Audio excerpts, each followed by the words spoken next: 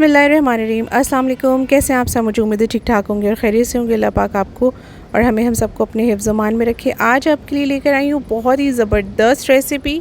ये रेसिपी है बहुत ही क्रिस्पी और क्रंची से समोसों की, और इसके साथ मैं आपको एक स्पेशल चटनी बनाना बताऊंगी जो कि बहुत ही ज़बरदस्त चटनी है। स्वीट एंड सार चटनी हम इसको कह सकते हैं।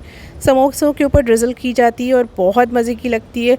बहुत स्पेशल अंदाज में आप इस रमज़ान में इन समोसों को बनाइएगा और अपनी फैमिली को सर्व कीजिएगा। आप यकीन माने एक बहुत डिफरेंट फ्लेवर आपको खाने को टेस्ट करने को मिलेगा। तो चलिए स्टार्ट करते हैं। अगर मेरे चैनल पे पहली बार आए हैं तो आपसे हम्बल रिक्वेस्ट है कि सब्सक्राइब कर दीजिएगा चैनल को और बेल नोटिफिकेशन को भी प्रेस कर दीजिएगा ताकि मेरी हर नई आने वाली वीडियो का नोटिफिकेशन आपको फौरी तौर पर फ्री में मिल जाए। इन समोसों को बनाने के लिए हम अपनी मर्ज़ी की कोई भी फिलिंग ले सकते हैं, लेकिन यहाँ मैं आपको बहुत ही सिंपल तरीके से आलू की फिलिंग बनानी बताऊँगी। 2 मैंने आलू ले लिए थे दरमियाने साइज़ के, उनको बहुत अच्छा सा बॉईल करके मैश कर लिया था।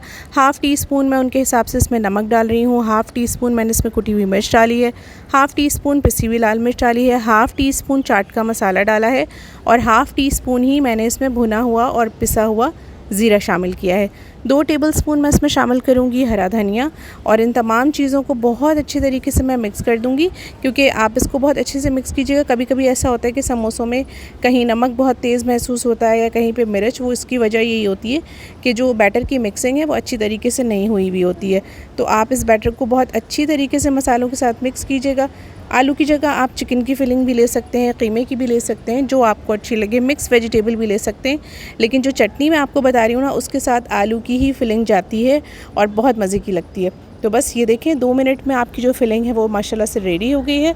और अब मैंने यहाँ पर बना ली है इसकी ग्लू, यानी कि 2 टेबलस्पून मैंने लिया था आटा और उसमें मैंने थोड़ा सा पानी ऐड करके इसकी लई सी बना ली थी। ये पेस्ट हम एज अ ग्लू यूज़ करेंगे समोसे की फोल्डिंग को बाइंड करने के लिए या उसको सील करने के लिए। अब मैंने यहाँ पर समोसे की पट्टी ले ली है। ये मैं बनाना आपको बहुत दफ़ा सिखा चुकी हूँ। अगर आप चाहेंगे तो मैं एक डिस्क्रिप्शन बॉक्स में लिंक डाल दूँगी, आप उसके थ्रू देख लीजिएगा। ये देखें, बस इस तरीके से हमें समोसे को फ़ोल्ड करना है ताकि इसकी जो है बहुत अच्छी सी ट्रायंगल वाली शेप आ जाए, जो कि बाज़ार के समोसों में बहुत अच्छी लगती है और बहुत खाने में बहुत ही टेम्पटिंग लगती है। तो ये देखें, बिल्कुल परफेक्ट आपकी शेप समोसे की आएगी इस तरीके से जब आप इसे फ़ोल्ड करेंगे। एंड में हमने इस पर लई लगा दी थी और ये देखें माशाल्लाह से समोसा हमारा बिल्कुल सील हो गया और बहुत अच्छी सी इसकी फिलिंग जो है वो पूरी इवनली डिस्ट्रीब्यूट हुई है। इसी तरह से मैंने सारे समोसे बना लिए। आप इस स्टेज पर इनको चाहें तो किसी ट्रे में सेट करके फ्रीज़ भी कर सकते हैं। जब आपका दिल चाहे आप निकालिए, फ्राई कीजिए और सर्व कीजिए। अब मैंने यहाँ पर ले लिया है ऑयल और हम इन समोसों को डीप फ्राई करेंगे। ये समोसे जो है ना वो अच्छे लगते हैं डीप फ्राई। आप चाहें तो शैलो फ्राई भी कर सकते हैं, लेकिन ज़्यादा अच्छा रिज़ल्ट जब आएगा जब आप इनको थोड़ा सा डीप फ्राई करेंगे। और ऑयल जब गर्म हो गया था तब मैंने ये समोसे डाल दिए थे और उसके बाद दोनों साइड से अच्छा सा कलर आने तक हम इसको फ्राई कर लेंगे, क्योंकि ये समोसे शीट्स जो हैं ये भी हाफ़ डन होती हैं और जो फिलिंग है वो तो पूरी ही डन है। तो बहुत ज़्यादा एफ़र्ट करने की आपको ज़रूरत नहीं है। बस 2 से 3 मिनट में आपके ये समोसों पे अच्छा सा कलर आ जाएगा तो फिर ये रेडी हो जाएंगे। बस एक टाइम थोड़ा सा आपको ये देखना पड़ेगा कि चूल्हे की जो फ्लेम है वो मीडियम, लो टू मीडियम होनी चाहिए। बहुत तेज़ फ्लेम पे आप इनको फ्राई नहीं करेंगे, वरना क्या होगा, ये एकदम से जल जाएंगे। इसी तरह से टर्न करके आप इनको दोनों साइड से अच्छे से कुक कर लेंगे और ये थोड़ी ही देर में बहुत अच्छे से क्रिस्पी से फ्राई हो जाते हैं।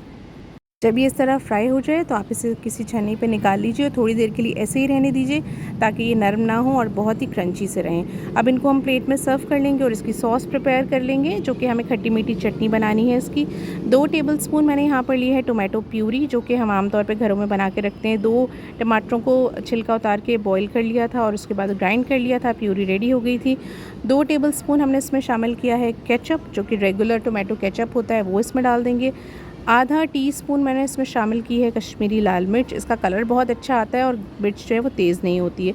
2 पिंच के करीब मैंने इसमें सॉल्ट ऐड किया है, बहुत ज़्यादा सॉल्ट नहीं डालेंगे, बस इसको अच्छे से मिक्स कर लेंगे। जब ये मिक्स हो जाए तो फिर मैंने यहाँ पर लिया था 1 टेबलस्पून सिरका और 2 टेबलस्पून पानी। इन दोनों चीज़ों को मिक्स कर लिया था। टोटल इसकी क्वांटिटी 3 टेबलस्पून बनी थी, वो भी साथ ही शामिल कर दिया है।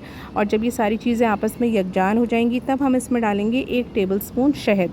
ये रेगुलर शहद है, इससे बहुत अच्छा आपकी चटनी का फ्लेवर आएगा और इसीलिए इस चटनी को स्वीट एंड सार चटनी जो है वो कहा जाता है। बस ये देखें जनाब, मज़ेदार सी आपकी चटपटी सी बहुत ही हॉट सॉस आपकी अच्छी सी रेडी हो गई है और इसका जायका ना बहुत तीखा होता है ना तेज़ होता है, बहुत अच्छी लगती है। बस इसको हम गरम गरम समोसों के ऊपर ड्रिज़ल कर देंगे और उसके बाद सर्व करेंगे। इसकी कंसिस्टेंसी देख लीजिएगा कि बहुत पतली नहीं होनी चाहिए, थोड़ा सा इसको पका लीजिएगा। जब इसमें एक उबाल आ जाए और ये हल्की सी आपको गाढ़ी सी फील होने लगे, उसके बाद समझ लीजिए ये डन है और अब आप अपने चूल्हे को बंद कर देंगे और इस चटनी को बहुत अच्छे तरीके से आप तमाम समोसों पे फैला देंगे ताकि कोई भी जगह जो है वो छूटी नहीं रहे। ये चटनी आपके समोसों को बहुत ही ज़बरदस्त और बिल्कुल यूनिक फ्लेवर देती है। आप जब इस रमज़ान में इंशाल्लाह ताला इन समोसों को बनाकर मेहमानों को सर्व करेंगे तो आपके मेहमान तो हैरान रह जाएंगे और बहुत ही ज़्यादा लुत्फ़अंदोज़ होंगे इस कॉम्बिनेशन के साथ।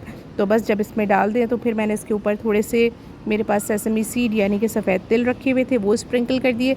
सफ़ेद तिल आप जानते हैं कि कैल्शियम का भरपूर रिसोर्स भी होते हैं और खाने वाले को बहुत जायका भी देते हैं और बहुत ही ज़्यादा देखने में भी टेम्पटिंग लगते हैं। तो बस आपकी मज़ेदार सी छोटी सी ज़बरदस्त सी रेसिपी जो है वो रमज़ान के लिए रेडी है। आप इसको बनाइए, सर्व कीजिए अपनी फैमिली को और फैमिली फ्रेंड्स के साथ अपनी इस रेसिपी को शेयर भी कीजिए। अगर रेसिपी पसंद आ रही हो तो अपना बहुत ख्याल रखिएगा और मेरे साथ कमेंट करके बताइएगा कि ये रेसिपी आपके घर वालों को कैसी लगी। अपना बहुत ख्याल रखिएगा, दुआ में याद रखिएगा मुझे। अल्लाह हाफ़िज़।